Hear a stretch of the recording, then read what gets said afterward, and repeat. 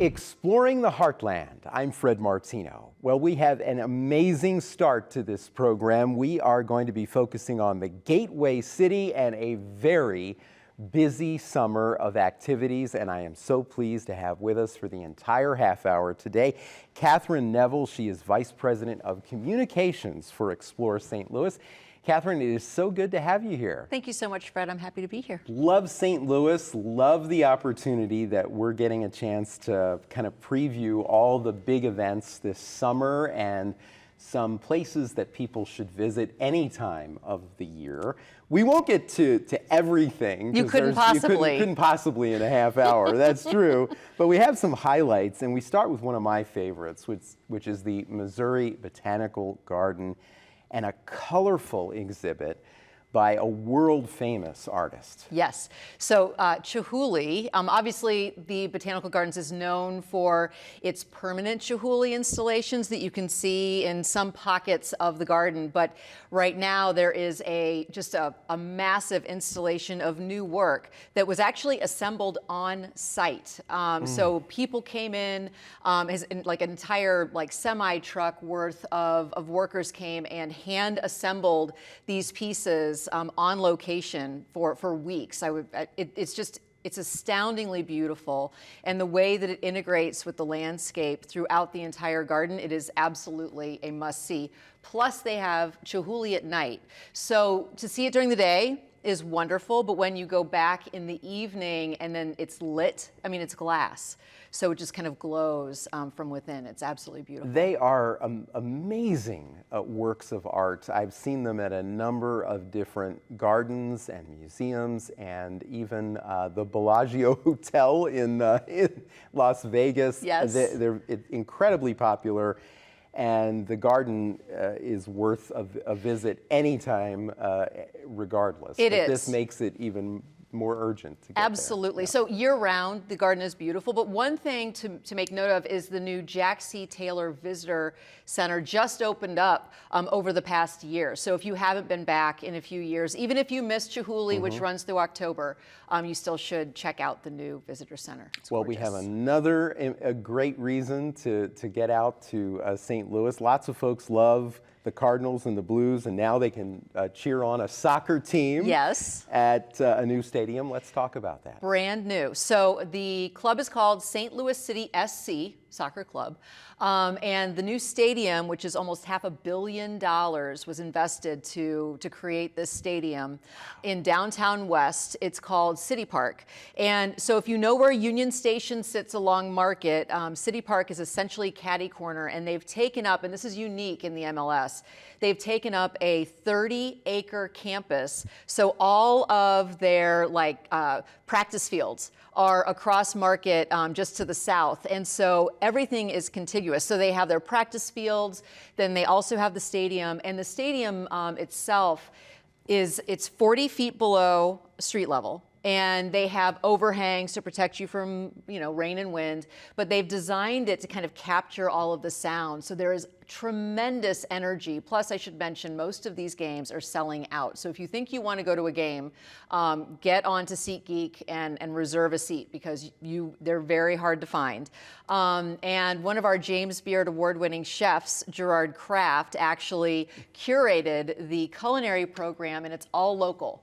So where, you go to a lot of stadiums and you're like, I'll have the hot dog and I'll have the nachos. Here, it's local restaurants, and it's the actual chefs and the staff from the restaurants that are cooking on site and serving you. It's so cool. That is amazing. It's really fun. You have to come and see it. For folks who have not been to soccer, professional soccer, you will become addicted. Yes. It is so amazing, and the fans are like no other fans. It is so much fun. It is great. I mean, there are massive flags that are being waved, and people are chanting, beating their drums, and as a person who was not terribly familiar with soccer, it doesn't matter. You walk in and you are just swept up by the energy. It's awesome. You absolutely are. Well, we also have one of the nation's largest public art platforms, Counterpublic. Yes. So tell me about this. This is one I'm not that familiar with. Well, it's fleeting as well. It's only 3 months. and then it's only every 3 years. And so Counterpublic, which is also, it's been covered by the New York Times, so it's getting national recognition. It is a public art kind of conversation piece. And so along Jefferson Avenue that runs north to south in St. Louis, from the Griot Museum of African American History to Counterpublic, which, to Pillars of the Valley, which is an installation at City Park that, that pays homage to the Mill Creek Valley neighborhood that was torn down in the mid-century, and the people who were displaced by that, down to Sugarloaf Mound at the south end, which is one of the only remaining Cahokian mounds on the St. Louis side of the Mississippi River. So those are the 3 anchor points. And then there are lectures and other shows, and there are so many different ways to connect with it.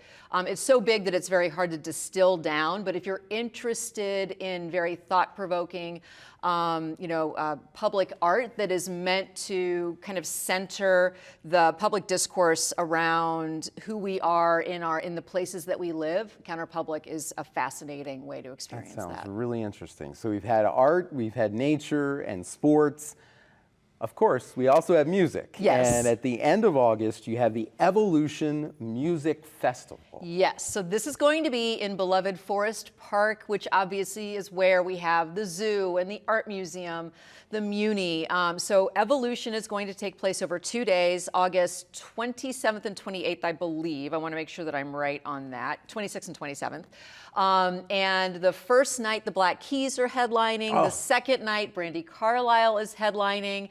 There's going to be tons of barbecue and lots of bourbon, including local distilleries, Still 630, Withered Oak, and Switchgrass. So it's kind of a can't miss. It's Get your going to be hotel very fun. reservations now if you can, right? Yes, for sure. If not, you may be driving a little bit, but it's worth it. Lots of great artists. We have many hotel rooms in St. Louis. We welcome you. And I'm so glad you mentioned this in Forest Park, because what a thing to talk about. No other city in the country that has something like this, the beautiful nature, the incredible art museum, the zoo, and they're free. Yes. So that they can be enjoyed by everyone. Exactly. That is a treasure. It is. So the city residents of St. Louis have chosen to be taxed in order to support what is called the Zoo Museum District. And so every element in Forest Park is free or has some free access. So for example, the Muni, the vast majority of the seats are sold, but there is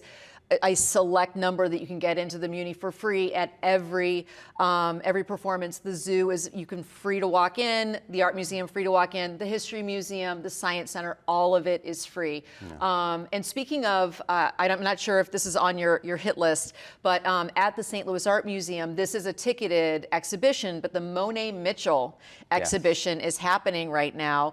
And this is the only place in the US that you can see it. It just came from Paris.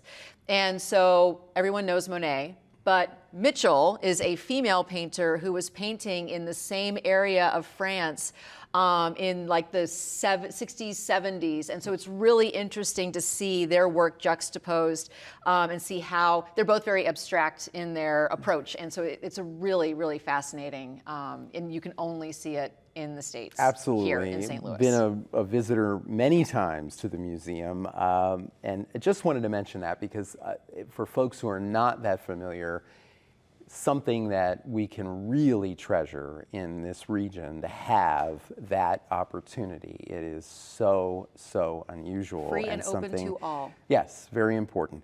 We also have Music at the Intersection. That's coming up September 9th and 10th. Yes, and I'm very excited to say that literally 2 days ago, Forbes just named Grand Center Arts District the nation's most exciting emerging arts district, like in the country. And that is where Music at the Intersection is going to be staged. And so what's interesting about Music at the Intersection, it is an outdoor festival. They erect like 6 or 7 different stages all around Grand Center, which is our arts district, where the Fox and the Powell Symphony Hall, Pulitzer, all of that is there. But what's exciting about Music at the Intersection is that it really explores the roots of American music. So jazz, blues, funk, soul. This is the 50th anniversary of hip hop, and Grandmaster Flash is going to be there. And so there is it's going to be just an incredible explosion of American music, and it's local, regional, and also clearly national acts. I have a feeling that all of these music events will be packed, especially since we had that period during COVID where folks couldn't or wouldn't go to live People music. are ready. So they're ready, absolutely. I've been traveling a little bit, and all over the country, people are traveling and they're ready. We have another event that I want to talk about in Forest Park, and most of the things we're talking about, you have a lot of time, you can plan for it, but not this one. This is only through June 25th, so this coming weekend. That's it, but it is also free. It is the St. Louis Shakespeare production of Twelfth Night, and it taking place at Shakespeare Glen in Forest Park. Yes, so this is essentially across the street from the art museum that we mentioned. And it's now an institution. I mean, I think it's been going on for something like 20 years that they've been doing free Shakespeare. It's free. And so you grab a picnic, grab a blanket, and a bottle of wine, and go lay under the stars and watch Shakespeare. It is so much fun. And you just see families and kids are running around, or some people are drinking and having the kids, and other people are really paying attention to the show, which is what you're supposed to be doing because it's Shakespeare. But Twelfth Night is so fun. It's a comedy, and this year they're setting it in Miami, and so it's kind of like a way to kind of modernize and bring Shakespeare to bigger audiences. And Shakespeare, the St. Louis Shakespeare Festival is just a treasure, especially again because it's free, it's open, anyone can come and experience this type of culture. It's incredible. So, and as you say, it's right across from the art museum, which is 10 to 5 most days except Monday. Not on Monday. I know they're closed on Monday. Yes, I've been there many times. And they are open later on Fridays, but I don't want to quote because I don't know the exact closing time, but I know it's 10 to 5 every other day. Well, another thing that is coming up that you probably have the dates for is the Tennessee Williams Festival. Yes, so this is coming up later this summer, and I don't have the exact date for that one. We can look it up online. Absolutely. So Tennessee Williams famously lived in St. Louis. If you've ever been to the City Museum, the shoe factory where he worked was right across the alleyway from the City Museum, and he lived in the Central West End. So, so it's been brought back to life where every year they do a different production, and so anyone who's a fan of Tennessee Williams, this is a really unique opportunity because his work is just it's people. Everyone knows the name Tennessee Williams, but other than obviously Stella, the movies, when have you gone to see a Tennessee Williams play? So for sure, head to the festival. Yeah, absolutely. Another opportunity. And the diversity all year really of live performance in St. Louis really is amazing, and it seems like it gets better all the time. Oh, I would say. I mean, everything from Broadway musicals at the Muni. Aida is just about to launch at Stages, which is a wonderful production company that operates out of the Kirkwood Performing Arts Center. It launches this weekend. And that, of course, is the Tony and Grammy winning, Disney production, very dramatic, but it's like Elton John and Tim Rice, I think, did the score. So yeah, there's a lot going on. Everything from, I just went to a performance of The Black Rep at WSIU to see Yubi, which was fantastic. I mean, there's no end to the amount of live performance you can see. And I'm sure if folks search online for Explore St. Louis, they'll immediately find your website. Yes. And I would bet, well, I haven't checked, shame on me. It's okay. I bet they can even sign up for maybe online, the newsletter, they'll come in email, that sort of thing, right? So the website, it has a full event calendar. So you can search by date or by genre of type of event that you want, and we maintain it religiously. Okay. We put as much as we can hand that we believe is kind of like visitor facing, essentially, so people can experience that. Our newsletter goes out once a month. Oh. And so it is meant to be a planning newsletter. So we're telling you what's happening 4 to 6 weeks out, so that way you can be like, oh, cool. I'm going to plan, a staycation or whatever in St. Louis, get a hotel room. And so, yeah, we got you. I'm writing it down right now. Sign up. Yes. And even better that it's monthly, because I get a ridiculous number of emails, and it's nice to have something monthly. It's one of the reasons we don't spam you. Yes, I signed up for one, and it comes every day. Yeah, no, that's when I Too unsubscribe. Much. I agree. Unsubscribe is coming, yes, on that one. Well, we talked about a lot of events, but I was so excited when you told me you'd be able to come here today and we'd actually have the full show, because I know besides events, there are a lot of other new things that we need to talk about, and that includes a number of urban renewal projects that debuted this year, including the new City Foundry. Let's start with that. Tell me about it. You could spend an entire day at City Foundry. So there's a food hall with like 17 different, again, entirely local, unique, everything from Mexican cuisine to really fun popsicles. There's wood-fired pizza, Indian food, anything that you could want. You're going to satisfy those cravings in the food hall. But then outside of the food hall, there's what's called Foundry Way. And there's this beautifully curated selection of independent shops that really focus on small makers. So you're gonna find stuff there that you would never find in a big box store. But beyond that, there are these, what they call eatertainment, which I love that word. I'm stealing that word. So there's Putt Shack, which is like tech-infused golf, and I've played.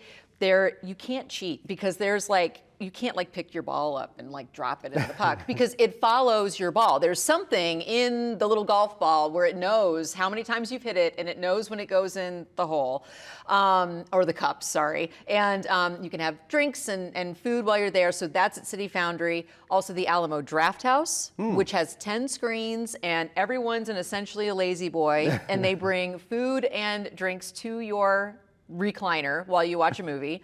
And then there's City Winery, which is a very small, like 250-seat music venue.